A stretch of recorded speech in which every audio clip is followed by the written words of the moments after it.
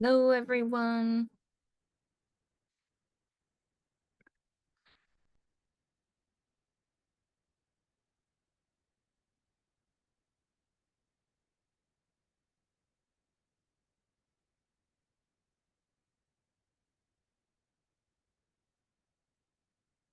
Hello, everyone.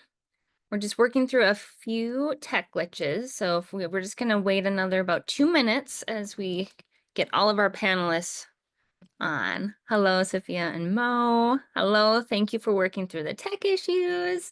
No Just waiting problem. for our other panelists here. Thanks for organizing and managing all the logistics behind the scenes.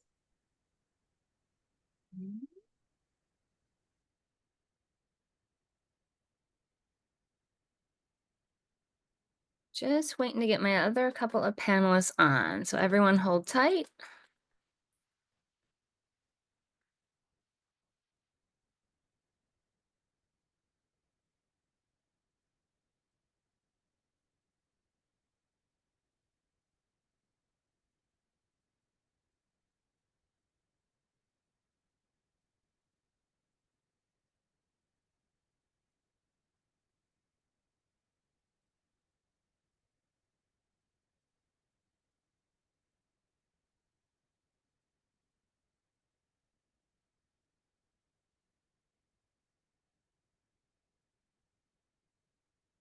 If you're just joining us, we're just holding on for a couple more minutes. We are working through some tech glitches with Zoom, waiting for our other panelists, and then we'll get started.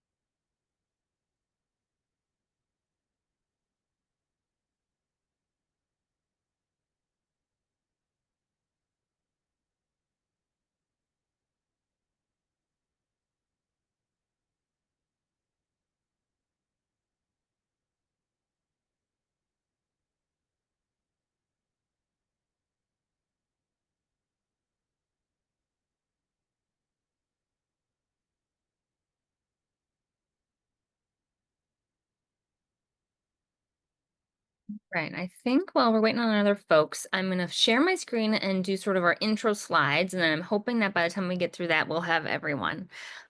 So here we go. 1 second.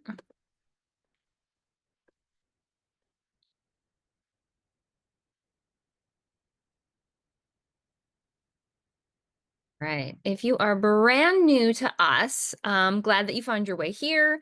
Today's webinar is on navigating cancer as an LGBTQIA plus parent. And hopefully we'll have all of our panelists here by the time we're done with the slides. If not, it might just be the Sophia and Mo show, and maybe that would be fun too. So we're just gonna make it work.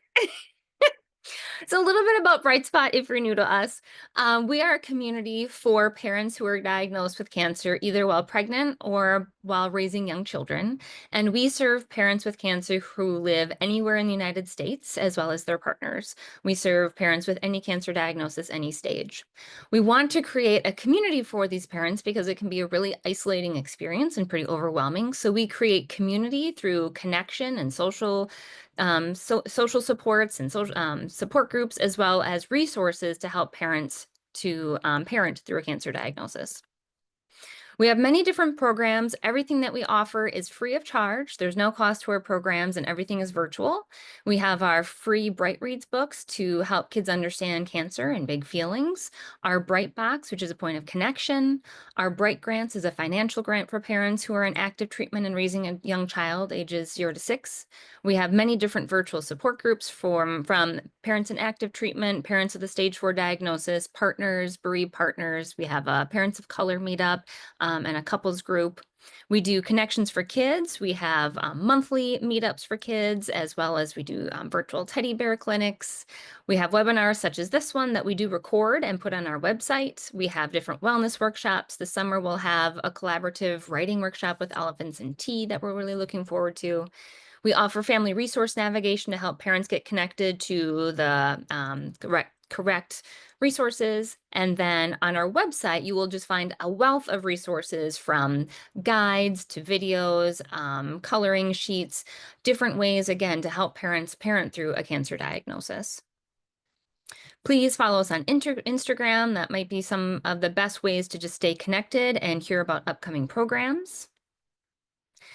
Today's webinar is a moderated panel. So right now, everyone is as an attendee, you can't see each other. If you have questions, feel free to type it into the Q&A box. You're welcome to click to stay anonymous. And then at the very end, I'll hold all of questions. And then at the end, we'll have about 10 to 15 minutes where I will pose questions to the panel if you have them. And it's okay to put those questions in at any time. We will provide a link to a survey about today's webinar. If you wouldn't mind completing that, that just helps us to know what to continue to offer. If you have a great idea for an upcoming topic, we'd love to hear. So go ahead and let us know all about it. All right, I'm gonna see. I think I might have a couple new. Here we go. I've got one panelist here. 1 second. And I've got, there we go. And there's Scout. See, I knew it was all gonna come together. Let's give them just a couple minutes. Hey. Look at us all being like flexible. It's as if you all understand like parenting and cancer. You just have to let go with the flow. And here we all are. Excellent. So can everyone hear me okay? Scout, can you hear me? Still in there. Can you say it? You can hear me okay? Yes, I can now. Perfect. All right, we're golden. We're excellent. All right, perfect. So let's go ahead and get started with today's panel. We'll start with introductions so that everyone can know a little bit more about us. So if we wouldn't mind, I'll have us go around. And if you wouldn't mind sharing your name, pronouns, who is in your family, including, parents, children, ages, where you live, and just a brief interview or a brief overview of what your connection to cancer is. So maybe Sophia and Mo, would you mind going first? Sure. Hi, everyone. I'm Sophia. This is Mo, and we're super excited to be here today. So my name is Sophia. I am 36 years old, and we live in Long Beach, California. And I was diagnosed with stage 4 inflammatory breast cancer in November of 2022 when I had an 8-month-old son and also a 3-year-old daughter. Our children are now 5 and 3, and I identify as Latinx, queer, lesbian, woman, cisgender woman. Pronouns are she, her. Yeah, I feel like Sophia gave the bulk of it, but for me, my pronouns are she and her, and I identify as a big old Black lesbian. Well, Leslie. Hi, folks. I'm Leslie out of Madison, Wisconsin, central Wisconsin here. My wife had ovarian cancer diagnosed pretty much around the pandemic. She passed away in December of this year, 6 months ago yesterday. We have 2 kids, 7 and 10. I identify, she, her are my pronouns. My wife was Latinx. I identify as white. And I think that was all the questions. Memory loss is a thing. That counts. Thanks, Leslie. And Scout. Everybody, I'm Scout. Pronouns are he, they. I'm the executive director of the National LGBTQIA+ Cancer Network. And I identify as white, neurodivergent. I've got 3 kids, and I am the son of a queer woman who just passed from cancer as well. My mother, unfortunately, took her last journey this year. I live in Providence, Rhode Island, and I think you know my connection to cancer there. There we go. Welcome, everyone. Thank you again for being here. Really appreciate it. So Scout, I think let's just start with you. If you wouldn't mind sharing a little bit more about your role at the LGBTQIA, the National Alliance, that'd be great. I probably spend a huge amount of time, honestly, doing trainings. I'm in the middle of doing 4 today. I had started with the grand rounds, and I had to skip out on the Q&A of another one to get over here. And then I fly to Texas tomorrow for another. So last year I trained about 3,000, mostly providers, and how to do a better job with our communities related to cancer. But we also really closely watch a lot of policy things that are going down. We provide technical assistance to a lot of actually governmental grantees usually on who work in the cancer or the tobacco fields to make sure they're doing a good job addressing our issues. And I'm also really kind of deeply ensconced in the queer research world as a researcher. So a lot of my buddies are researchers, and that's a world that's been honestly shattered by the new administration change. So like sands are changing really fast. You thought we were sitting on bedrock and a lot of things have been moving forward for decades, and suddenly it feels like you're a sandcastle on the beach and it's almost all gone. So there's a lot of shifting things that are happening in our world. But also, since we do like technical assistance for cancer centers around the country, we're also very much kind of in a situation where we help them take steps forward, but we're hearing what their barriers are and then what survivors' experiences are in a lot of different places, including, of course, the challenges. Yeah. So would you mind sharing a little bit more about the common challenges that LGBTQI plus cancer patients face right now? Yeah, so it's pretty much, I mean, it's discrimination based, right? It has a lot to do with our trust and our treatment by the medical system. If you want to talk about the common concepts, we have higher risk factors. The very first place, the mother of my kids actually has been smoking her whole life, and has actually been part of kind of like helping a whole bunch of her friends start smoking, and then going to a bunch of funerals of her friends as they end up with early mortality and often cancer diagnoses. So we have increased risks, which has to do with discrimination in our communities. Then we also have a real aversion to well-earned medical mistrust of providers. So that means that we're often not even going to get screenings in the first place. We do a lot of work, particularly with trans folks, around how the legislation is impacting our arc towards away from cancer. And there's a bunch of us who are saying like, they stop after getting one provider just for hormones or something like that. That doesn't mean you're actually at a medical home that's encouraging you to get screenings. Then even if we do get screenings, we can often face, like I might trust my PCP, but if I don't trust, they say go get a colonoscopy. Do I trust those people? Is it a good day to be disrespected while naked? Never. So it just means that our screenings are often delayed compared to the general population. And, we've got lots of stories of people who are like, you go to the doctor and complain about butt pain for half a year before your doctor would just do an exam. And as soon as they did, they're like, oh, it wasn't sex, it's cancer. So, all that sort of nonsense. And then when you go into treatment, we become frequent flyers of the medical system. So, then you have these experiences where you might be at a welcoming site, but it doesn't mean all of the staff are welcoming. And, in the words of one of our own patient advocates, who was just talking about this the other day, every time he went in for his chemo treatment, in this case, not a welcoming state, they would say, Miss Davidson, in the packed chemo room, they would say to him, Miss Davidson, please come up for your chemo appointment. And so, in his own words, he'd have to like, not just endure cancer, not just endure the, side effects of the treatment, but in addition, worry about whether he's going to be beaten up on the way out of the hospital back to his car. So again, our experience in the actual trajectory can be really different. And then you go on to survivorship, and lots of us report that we have no tailored support information for survivorship. Like, for many of us, sex after cancer might be different because our sex is different. All sorts of things like that. We don't have the information. So it often leaves us feeling like we're the only ones in the world trying to deal with or navigate this situation, which is definitely a hard place to be. And also, we did a big survey of a bunch of people. And honestly, the biggest thing that changed our trajectory, we were almost 7 times as likely to report satisfaction with our treatment if one thing was different. If we could tell our providers' offices we're welcoming. So it's a lot of what we spend our time talking here. Like, that's not rocket science. You can fix this, like get one of these buttons, you're safe with me buttons. Get whatever you need to do, but don't be quiet, especially now. Perfect. Thank you. I'm wondering if you could share any more specifically about what effects you see on families, including partners and children. How are they affected right now? I think the real challenge related to this is that we walk into a potential cancer situation, usually with late diagnosis. Stanford did a study that we're about twice as long to get our diagnoses as the general population. So that means our options are twice as small usually, right? And we walk in with a low level of social support in first place. You add parenting onto that, and parenting is just an intense time when you really have to put yourself last in a situation. So if you're walking in a court low in social support in the first place, and then late to the game, so your options are smaller and your interventions may be that much more extreme, dramatic, debilitating, and tiring, and you're in a situation where you have to put yourself last because those kids come first. Our biggest concern, and we hear this in our support groups a lot, is we've got people where they're like, I've got no one to help.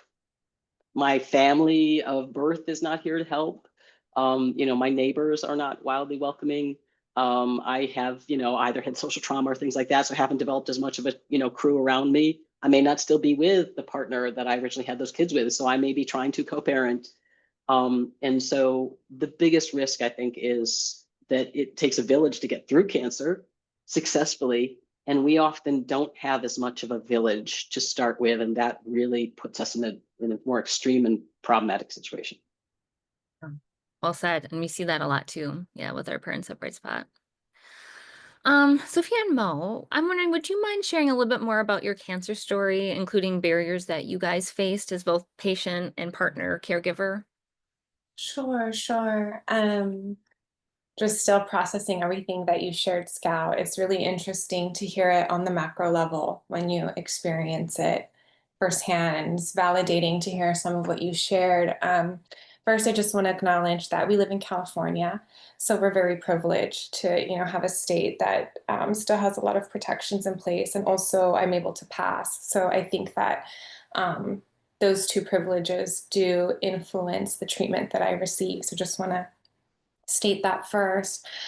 So I definitely believe that my late diagnosis was in part because I am Latinx lesbian. I feel like my concerns weren't taken as seriously. I expressed my concerns about, I had an inflamed, engorged breast when I went to my 6-week postpartum after giving birth to my son. And I ended up having to go to a different provider in another town about 6 months later.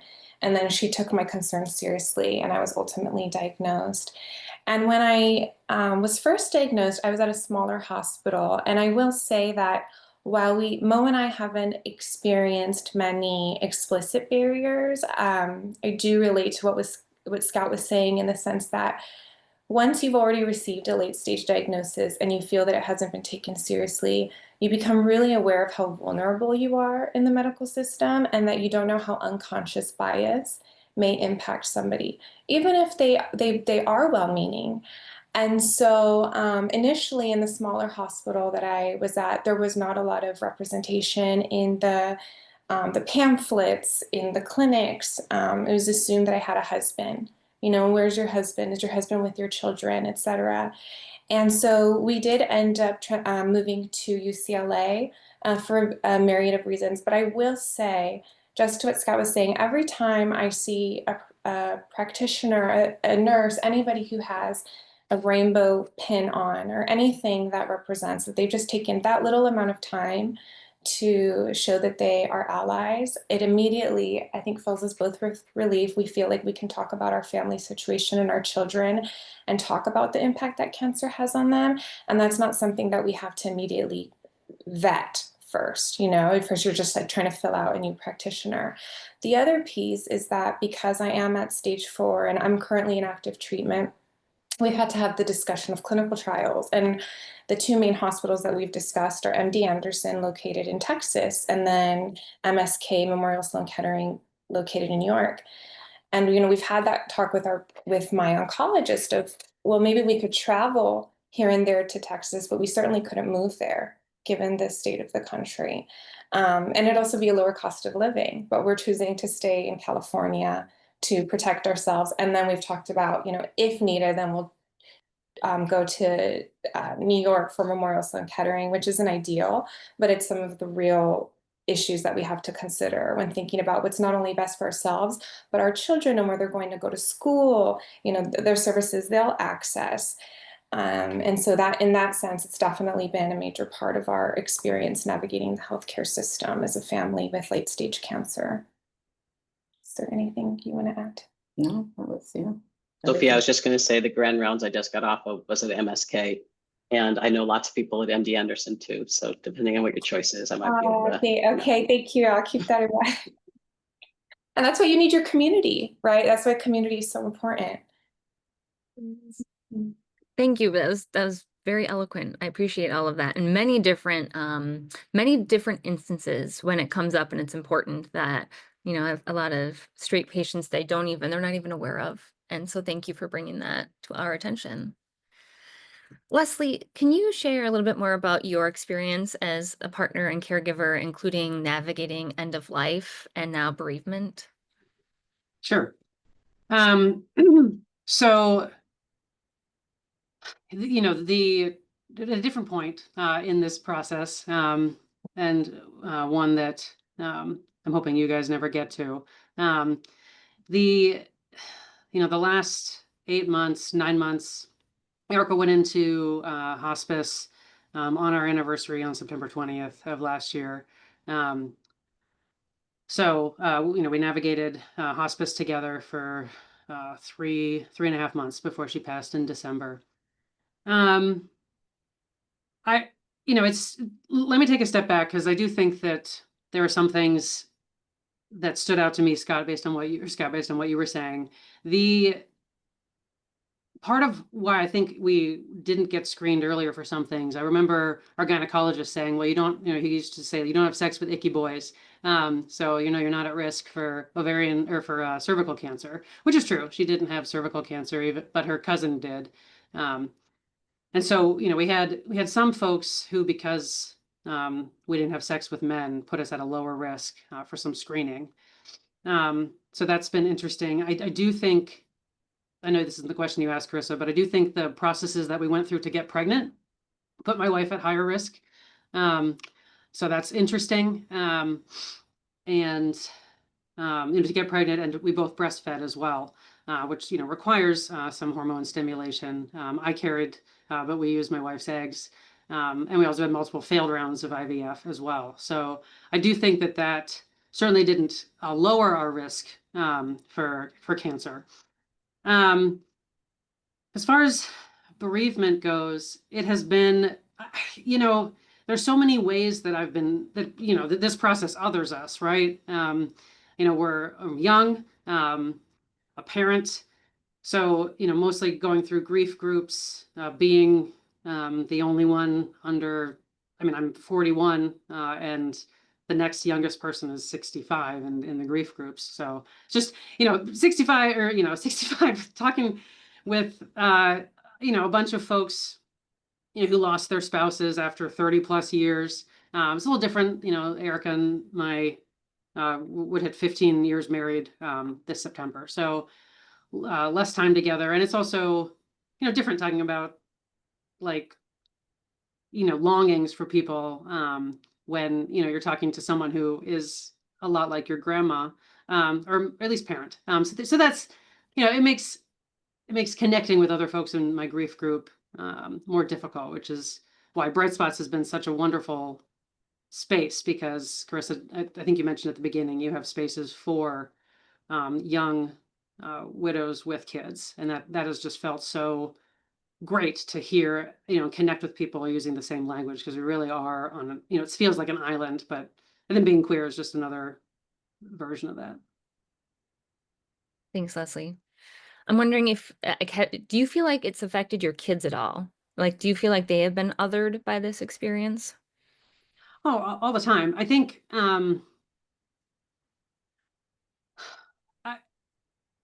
yes. I mean, being queer, it's hard for people to talk about. It feels like almost back in the closet again. I have not been in the closet since high school. But you navigate the world as kind of in the closet when you're grieving, because the world doesn't want to hear that.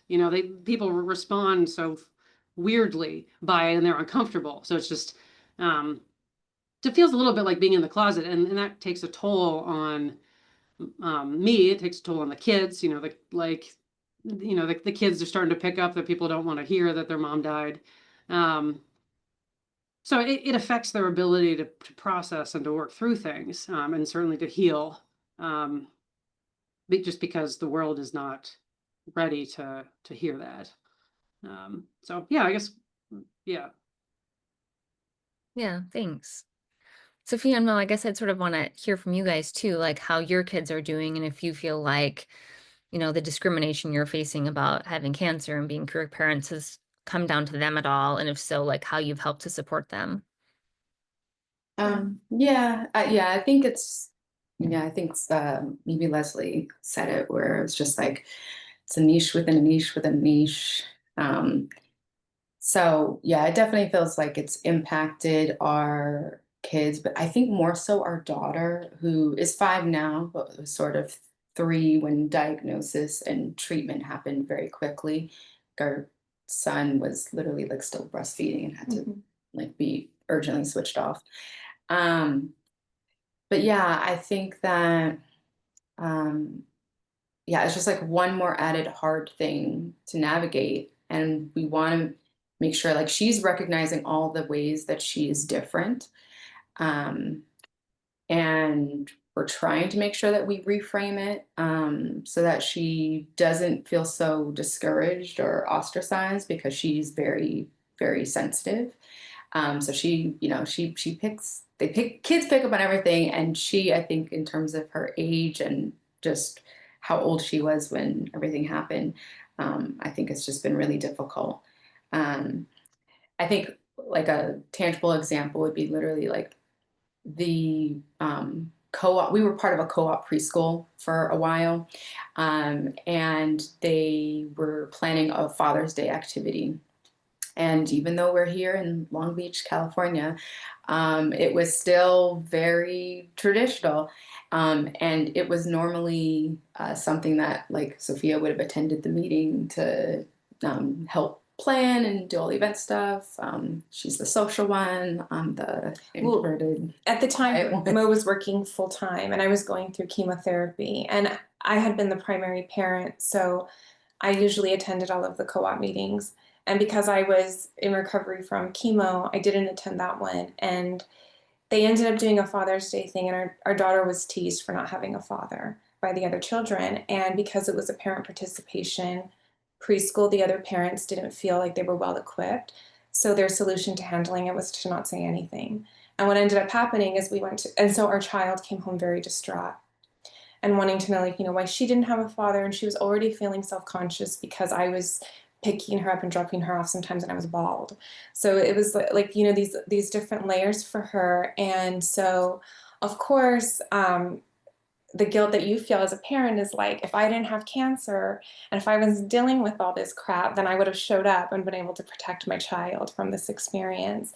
And so it's small, but for a 5-year-old, it was a really big deal. And what we ended up doing is we ended up transitioning her to another preschool that was much more well equipped to, they were just, I guess, more trained. And so they brought in new toys, and they asked us to also come and do a reading in the class to introduce ourselves and explain a little bit about our experience to the classroom. And I think that was really helpful for not only the children, but the parents too, because the parents told us that the children went home and shared, and help normalize. And so that was really meaningful for our daughter. So we have experiences like that, these experiences where a daughter will feel embarrassed or teased, and then we have to try to figure out how to, navigate the cancer part, the LGBTQ part, all these, the Black and brown part, Yeah. Hope that's helpful to hear. It is. I mean, you're really speaking to just all of the intersectionality, the layers, how like it affects right, kids in so many different ways and your family in so many different ways. And it requires you as a parent to, again, just be that much more sort of attentive and flexible and all of those wonderful things. So, I know that you guys have used this experience to write a children's book about having a parent with cancer that really centers on a queer family of color. And I know that the attendees would love to hear more about how this came about and what your kids think about it. Or you want me to? Well, yeah, Okay. you know what? She literally would like draft it and Well, infusion. Before I had children, well, I'm a marriage and family therapist, and so before I had children, I worked with college students. But even before that, I had the opportunity to work with children 5 and under who had experienced trauma. And so when I took a step back to have children, I thought, gosh, why did I work so hard to get this degree? And it turns out it was all in service of my own children, right? And so for when I used to work with little ones, my favorite way of working with them was through books, because children need to hear a traumatic story over and over to make sense of it, right? And to be able to call power upon it. And so we knew right away that this is what we needed to do for our daughter. And we definitely took advantage of the Bright Spot reads, absolutely loved the books. And the issue that was coming up for our daughter was, I think even there's like a wonderful book about a mother who she wears wraps and hats, and it's like, no. And my daughter loved it, but there's a dad in the book. And it's just like, it's not just, the issue was already before I got cancer. It's like all these children's books, we have some that are, LGBTQIA affirming, but the majority of the books are still very nuclear family forward, right? Mom and dad, the 2 kids, the dog. And so for my daughter, it was just really hard for her to identify with the characters in these stories. And so while I was at Infusions, myself, I was feeling so discouraged. We decided to go ahead and write a children's book, and it's for children ideally 3 to 5. And we really focused on the relationship of a daughter with her grown up. Was really the point, is a child with their grown up, whoever that grown up is. And of course, in our case, we decided to do it a mom and daughter. But I really focused on the relationship between the child and the mother, and there's a caregiver who comes in, because we really wanted to have a child be able to identify with, like, this is what happens with me and my grown up, and we didn't want to have so many other relationships impose on that child's experience, because that's what, every time our daughter would see that relationship between a man and woman, she'd go, but this isn't my family. This doesn't represent my family. And so they absolutely loved the book. We have a YouTube reading online for other families. And it's really important to us because our community is so important to us, Yeah. So I think the other thing too that was important is like there's one particular book that's very like it's focused on the cancer diagnosis and sort of like the changes that happen afterwards with hair, fatigue, and changes in routine. I think it's been really important to us that it's also a series now, because like for kids, I mean, and us because we have them, but like the cancer happens and life keeps going. There's like times where I'm like feeling there was like a time when we gotten good news and I'm like reading the message in the car, and then they're screaming in the back, snacks, we're hungry. And I'm like, oh my God, can I please like process this info clear treatment PET scan right now? Yeah, like, ugh, okay. So stuff like that still happens, but yeah, wanting it to be a series so that like, yes, cancer diagnosis happens, radiation happens, surgery happens, and also we go to Pride as a family and celebrate. It's just one chapter in our story. Yeah, because for them, it's, I don't know, yeah, it's just like so important, especially for our daughter who's so sensitive, for her to know like this is a major part, but it's still one part, and there's other stuff. You're still going to kindergarten, like that's gotta happen. So yeah. Well, I think you speak about that so wonderfully, which is like it's still just all of the normal parenting stuff, right? Which includes, a lot of challenges, but a lot of beauty. And it sounds like your book really lifts that up. And we're really excited to be offering that through our Bright Reads program. So I just really want everyone to know that that is now an option, and we're very excited to see it. So thank you for writing it and illustrating it and having it come to fruition. I know that, that actually what you shared is actually a great representative of my next question, which is really that, I know we talked a lot about sort of the barriers and the challenges for parents, but I think it's also important to really shed light on the strengths and resilience of being a part of the queer community. And so I'm wondering if any of you have experiences you can share about that you've experienced. Leslie. Yeah, I mean, we were talking a lot about preschool. So our preschool director is queer. So we just took over the preschool. I mean, not on purpose, but and so which is just wonderful. I mean, it's great, and she'll bring in drag queen story hour, and you'll always get the one or two parents that have trouble, and it's yeah, but most of the community. I mean, I live in a bubble. I live in Madison, Wisconsin. We are the bluest of the blue, keeping the state as purple as we can, kind of thing. I will say, Sophia and Mo, you guys are so wonderful and beautiful. It's wonderful. It brings a lot back of what I experienced, for the 5 years that Erica was living with cancer. And one thing I wish I had done a little bit differently was lean into the cancer community a little bit more. My wife was Sophia. It's interesting. She also is a mediator. She started her own mediation firm. She's a lawyer, big time. Took the big name divorce things and got people to fight over their tulips and made a lot of money, and then decided that wasn't in the best interest of the world. So created her own firm. So you guys just remind me a lot of us, which is wonderful. And I wish we had leaned more into the resources for cancer folks, because when she passed, we didn't have a group of folks who were peers in that way. So I wish we had done Camp Kesem prior to her passing. I think the youngest is maybe six or seven for Camp Kesem.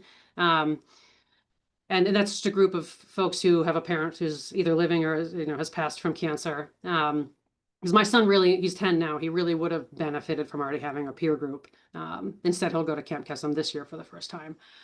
And then also Gilda's Club in town. We have, I don't know if Gilda's Club is a national thing, Carissa. Okay, awesome. Yeah, Erica was so into positive thinking and into this isn't a big part of who she is. She's just, she's a lawyer, she's a mediator, she's going to do whatever. So she kind of purposefully shied away from that stuff. And I do think it would have benefited our family to have that support network of other kids whose parent is living with, and, or has passed with cancer. I think I, again, did not answer the question that you asked, Carissa. That's a thing that I do. Matter. What you had to say was perfect, so it doesn't matter. We can go off. It was helpful to hear. Yeah, for sure. It's hard and helpful to hear. Yeah, thank you, Leslie, for sharing. And you actually reminded me of something that is wonderful that we try to do as a family, but also speaks to the barrier, is we have applied for things like A Day to Remember and Allie's Wish. They're organizations that give, kind of like Make-A-Wish Foundation, special days to families who have children who, and so we've applied for both. And both times that I've done the in-person interview, I get a really nice older woman who sounds like she may be somewhere in the Midwest, very kind. And, I don't want to stereotype. And I'm so grateful when she says, and your husband's name is Modupe Adelaide. I go, yes, ma'am. Yes, ma'am. Because I'm like, I don't want to worry about any discrimination against a same-sex relationship. I'm very grateful Mo has a unique name from Nigerian culture. But again, just speaks to, we try to stay connected to the cancer community, apply for these things. And there's also little ways that we have to be strategic about how we show up as a family, right? Or we don't know, but we anticipate. And Mo actually just took the children to Pride last weekend. Our daughter loves the Pride Parade. So like whenever we see rainbows, especially around Pride, right? People start putting out the rainbow flags. We always say, look, there's a 2-mommy family, or there's a 2-daddy family. That's the easiest way for her to understand LGBTQIA. And we ended up doing another book for Pride for children, but that's a really important part for us. We say Pride is every month, of course, but for them to really be able to be with the members of our community, see the drag queens, see, all of these wonderful people who are, we always say they're family, and I think especially our daughter, her name is Naomi. I think Naomi, that has really meant a lot to her, to this idea of a large extended family, because she's asked me questions like, what if you die? Like, what about if I don't have a mommy? And I tell her that's why there's so many other people who are in our village who will come in, and nobody can take my place, but they'll do mommy like things with you. And it's not an answer that any child wants to hear, but it's the truth and what we're trying to create for her in case, you know. Yeah, I think it's, yeah, just hard to continue.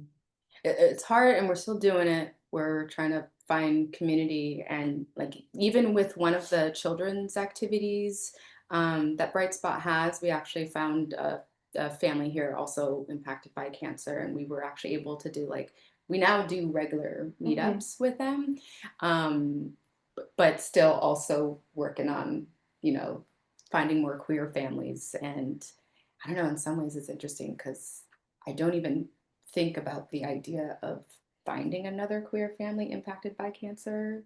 So Leslie, we're coming your way. I mean, Perfect. yeah, I can show you that Midwestern people are more of what you just said. That's pretty much accurate. Yes, no, you're right. But not in Madison. But yeah, the ones left, the ones in our close circle are real ones now, basically. Like everything else, everything that's happened has filtered out. The folks that are in the circle, like they're real ones, and they've seen everything. Yeah. We do have a question that I'm going to pose because I think it really applies, especially to the parents in this group here. Wondering if you could talk more about how to deal with an imbalance in your relationship in terms of household labor during and after cancer treatment. My partner and I were about to start trying to have kids when I was diagnosed. I'm worried about what additional pressure will be put on her with kids, knowing that she is already struggling with managing so much of the household without my ability to take care of much of those chores. We don't have family support because they don't approve of our relationship, and financial resources are tight.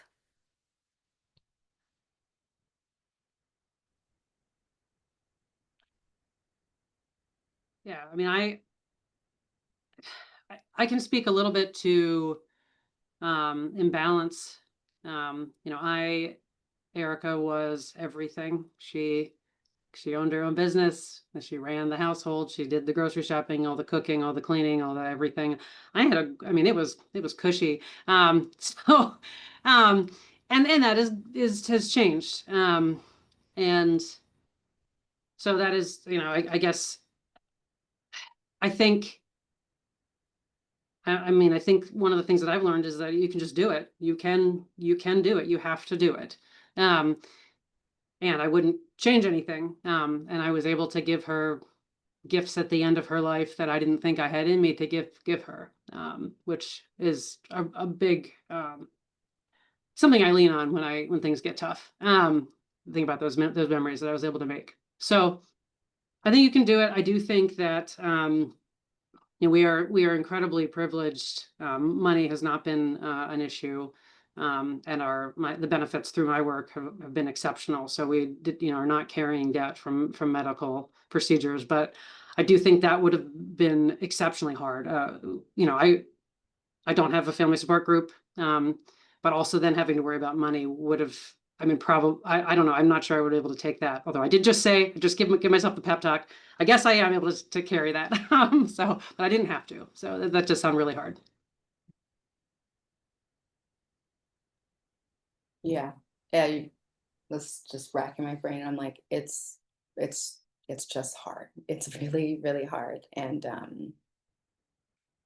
yeah, like Sophia's the kid's favorite.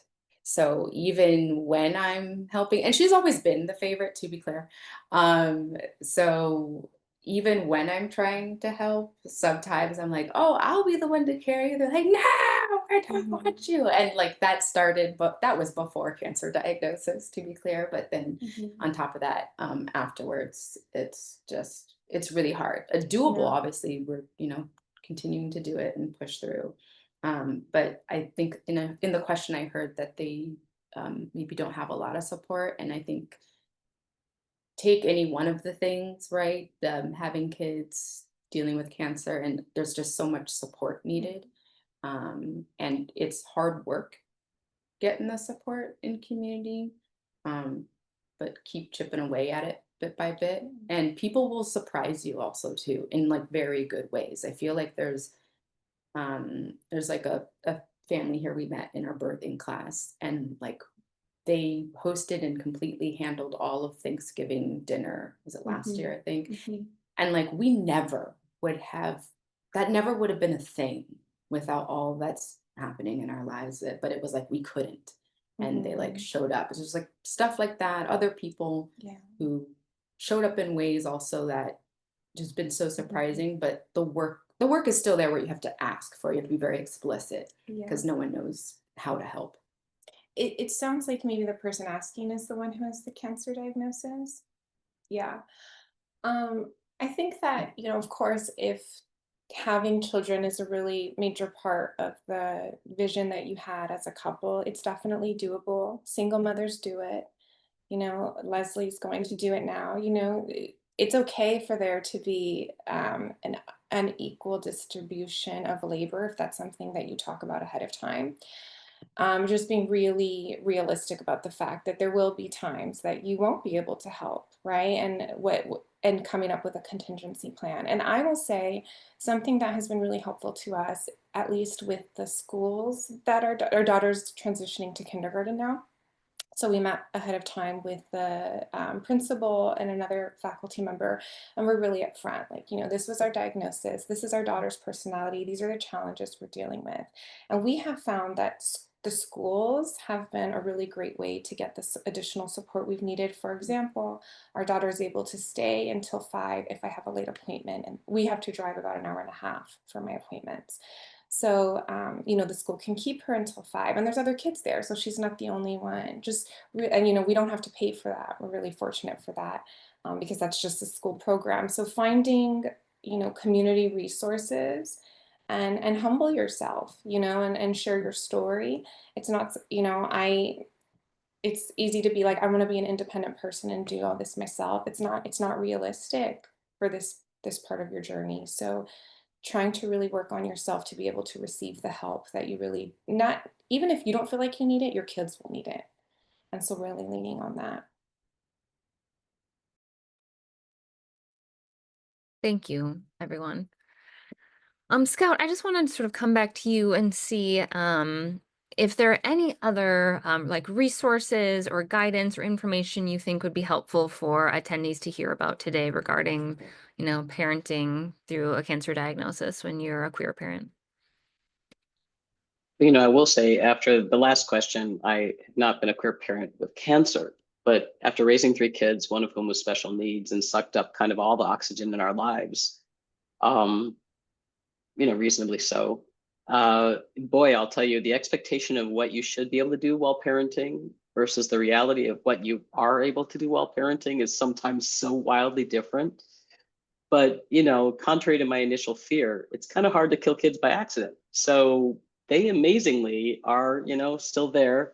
And what they can really feel about is if you care, and, if you're willing to continue to develop an open relationship with them and listen to them as they go through their different developmental challenges and the things that are gonna, are gonna hurt them are also the things that we know make them into stronger humans too.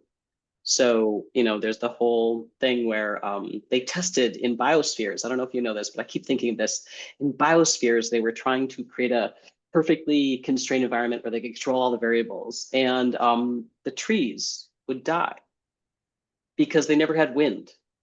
And wind, which is mild or big opposition, is what made their roots strong and the only thing that gave them enough to actually survive. So I guess we just have to keep remembering that all of the things we go through, as we've got kids, this is part of what makes them strong humans. And love and caring is the first and last thing you need to give your kids. You will all scramble to do whatever else you can provide to breakfast or not breakfast today, whatever it's going to be. So that's just, kind of thinking. And being in a position where my kids felt really neglected as we dealt with one, it is so different as a little bit of time passes to see how they all emerge out of that. But I would say that, again, everybody's been talking about the power of connection, the power of support. And, I frame this first saying that we come in with less. I really think, as was talked about, I have a hard time asking for help. And in a situation like this, that's where you really have to challenge that, because that could be one of the things that hurts your health the most. So if you're one of those people where you want to, stick it out on your own, you're not opening yourself up to, the family that might be willing to make you Thanksgiving dinner. Or you're not, stretching to see if, like, we have virtual support groups twice a week. Maybe that'd be a good fit for you. It's someplace you can go and talk to other people where being queer is not part of the equation. That's just the starting point. Or are you reaching out to try and find other families that might be similar? Or, are you going out to do a clinical trial? Because, these days clinical trials are rapidly becoming standard of care for cancer treatment. So every time I hear of our own community members having barriers to clinical trials, I'm like, oof, because that means that some of us will not get the tools to potentially get through this. So it is, it's a big time to focus on what really is important to you and give yourself grace, but understand that sometimes the things important for your health and for your kids might be to push a little bit past your comfort zone. And at the same time, take all of those very happy things you can, whether that's, a moment reading your kid a story for the night that feels good, or whether that's, doing more videotaping so that, you and your kid may have memories in case. There's just, it really, cancer always like takes away, Urvashi Vad, if you're familiar with her, a big queer activist for many years, a woman of color, one of the first executive directors of the LGBT task force, and recently passed from cancer. But she published an article for a while that was like cancer, and the title was exactly "Cancer Kills the Small Talk Gene." And in that same way, cancer kills like a lot of the things in life that are fluffy, like, are my dishes clean? It just doesn't matter. You've got some much more important fundamental things that are important. And so, stay really focused on those things and reach out and try and find those resources. Do some more Google searching for things that might be helpful, like the camp that Leslie was mentioning. We have, there's support groups like Cactus Cancer has a lot of really active support for young queer folks who have cancer. There's all sorts of things that are kind of hidden out there. Force is a organization for hereditary cancer diagnosis, happens to be run by an executive director with a big old queer kids. They've been doing a lot of queer advocacy stuff. So, there's sometimes hidden pockets of real welcome and love in the cancer communities that you might not guess, but we all deserve every inch of that. So, reach out and maybe stretch yourself a little bit more to try and keep being open so that you can help building some of those resources. I wish I could say just visit our website. We have a million of them, but the truth is we're just building the fact that we have almost none for our communities. So if people hear of things that are welcoming, we always love to hear about it. We'll put it in our resource library so people can find more. But we're more a community of, let's say, opportunity than we are of, needs that have been met. So, one of the things that I really love to see is whenever people like, the ones here are going through or on the other side of the journey are willing to say like, hey, this is what it was like, because I think one of the things that kills us the most is feeling isolated or being isolated. And so hearing that we're not alone is one of the most powerful things. And then that connection to someone is going to be the next most powerful thing, whether that's neighbor, someone at school, someone that your kid plays with, whatever it's going to be. Those things are really important. And we have a tendency to think it's all the medicines, and it isn't the medicines. We know that actually a bigger piece of our health is determined by our social factors versus the medicines. Thank you, Scout. Perfect. I just want to thank you all again for being here today. Truly such meaningful stories, very impactful, lots of great resources shared. I've shared the National LGBTQI plus Cancer Network website. I know I shared a link to the book, Sophia and Mo's book, to our Bright Reads. So hopefully within the chat, you were able to like find some good resources.